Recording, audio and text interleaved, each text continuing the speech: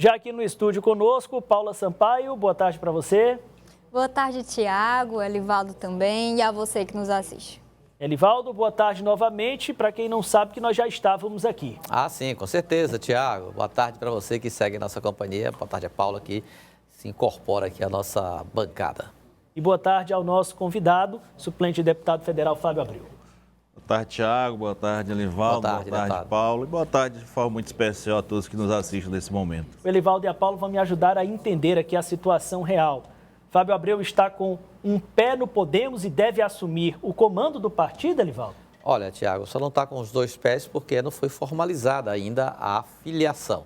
Temos, inclusive, um registro de um encontro ocorrido ontem em Brasília, em que o primeiro suplente de deputado federal filiado ainda ao PSD se encontrou com a direção, dirigentes do Podemos. Aí a deputada federal pelo estado de São Paulo, Renata Abreu, pastor Everaldo, que foi recentemente até dirigente do PSC, se não me engano, né? Passou pelo PSC, foi até candidato à presidência da República e tudo.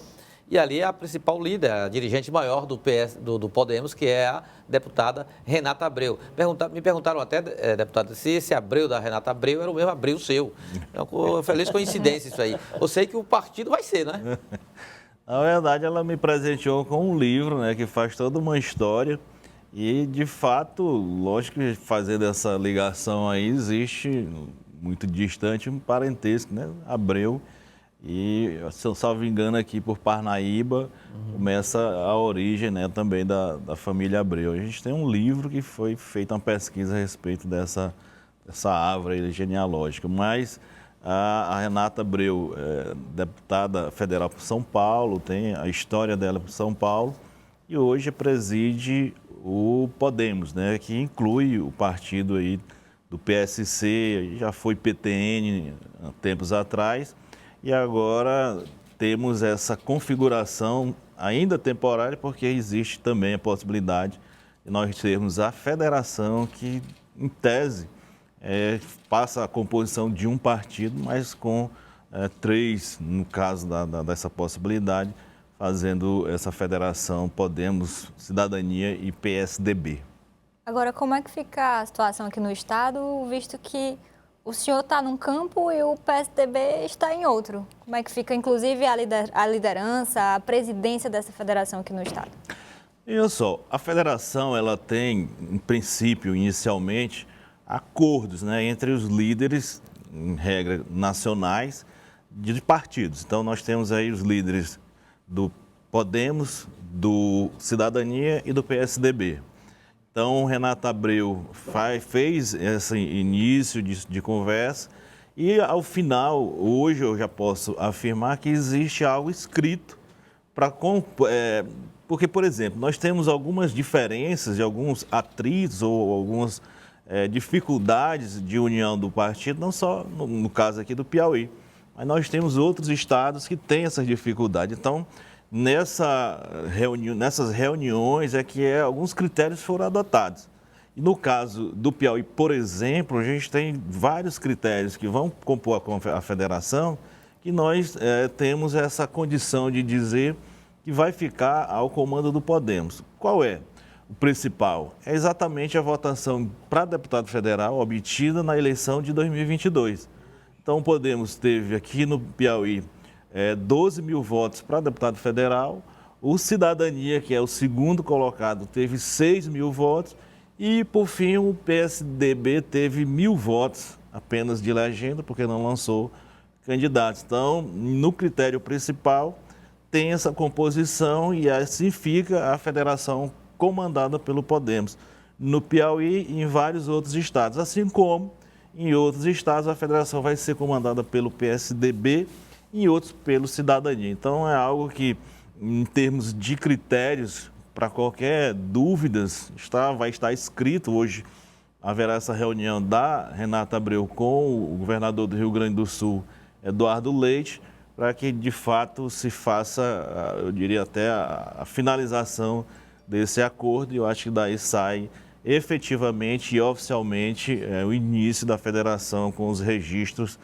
no TSE, enfim, toda a parte burocrática. E é o senhor quem vai liderar, quem deve liderar essas conversas aqui no estado do Piauí com as demais forças, com o PSDB e Cidadania? Já houve a abertura dessa articulação? Pois é, eu procurei o deputado Luciano Nunes, que hoje é o presidente do PSDB, Verdade. e me pus à disposição para que nós possamos, através de um entendimento, entender que hoje é um partido, vai se tornar um partido. Então, enquanto partido, nós teremos algumas decisões a tomar. Algumas já são claras, né, com relação ao meu posicionamento pessoal, porque foi algo também que eu deixei muito claro para a deputada Renata Abreu, de que eu faço parte de um grupo político aqui no estado do Piauí, defendi essas propostas na última eleição, faço parte da gestão do governador, então não faz sentido eu falar algo diferente do que esse grupo vai propor para as eleições municipais, e principalmente na capital. Então isso ficou claro, ficou acertado, e eu entendo que é algo que agora vamos trabalhar essa questão da composição, porque aí existe também um detalhe com relação a isso, porque antes da federação nós temos aqui, por exemplo, os 3 partidos aqui no Piauí, né? Teresina, PSDB, Cidadania e Podemos. Cada um teria direito a 30 concorrentes para vereador. Com a união na federação, aí perde-se 60 alternativas, 60 vagas, só fica 30, porque é considerado apenas um partido. Dentro do partido, da federação, haverá um percentual de possibilidade de candidaturas do PSDB, um percentual do Cidadania e um percentual do Podemos. Então, vai ser essa característica. 3 e o outro 4 não. Não.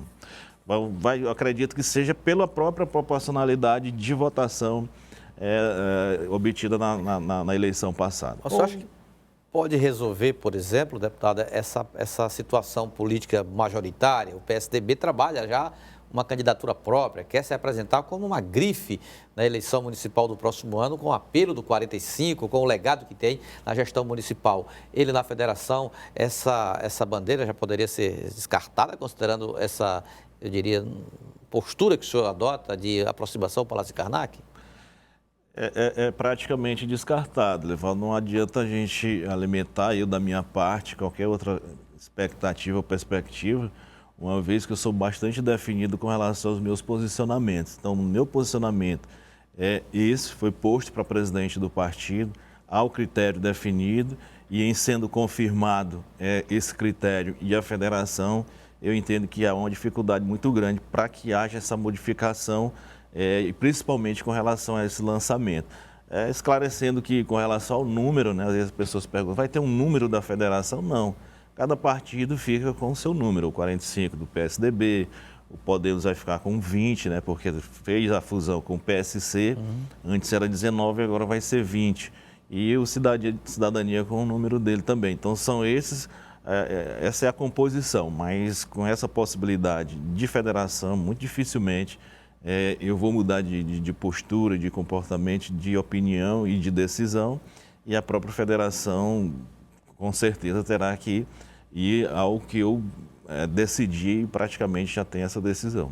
O senhor já teve esse diálogo com o Luciano Nunes ou com algum interlocutor da parte do PSDB? Porque até então, há algumas semanas eu entrevistei o Luciano Nunes e ele disse que iria reivindicar a presidência da federação, que é quem de fato comanda, né? Comandará esse partido, essa unificação. E a gente vê por parte dos tucanos um desejo intenso de lançar um candidato a prefeito aqui em Teresina. Não, a gente fez toda uma conversa e foi explicado, eu entendi o posicionamento do deputado Luciano Nunes, que inclusive ficou acordado para que ele mantivesse a candidatura dele, mas tudo dependendo dessa questão da federação. Assim como ficou acordado para que ele permanecesse, e logicamente permanece com a decisão de lançar ainda a sua candidatura ou pré-candidatura, mas ficou claro para ele também, Luciano, e para todos, isso aqui, faço inclusive isso aqui publicamente, e que eu tenho meu posicionamento, e esse posicionamento vai ser mantido caso eu permaneça como comandante dessa federação, que é o que vai acontecer se hoje finalizar a federação com os critérios que estão estabelecidos, já escritos, me mostraram ontem lá na reunião que eu tive com a Renata Abreu, e dos critérios escritos ou uma comissão para dirimir qualquer dúvida, mas quando se vai para os critérios, todos os critérios nós temos a precedência. Então, não vejo nenhuma outra possibilidade. Quero agradecer, então, a Fábio Abreu, secretário da SADA, suplente de deputado federal, pelas informações que trouxe aqui ao Jornal do Piauí. Eu que agradeço, sempre à disposição.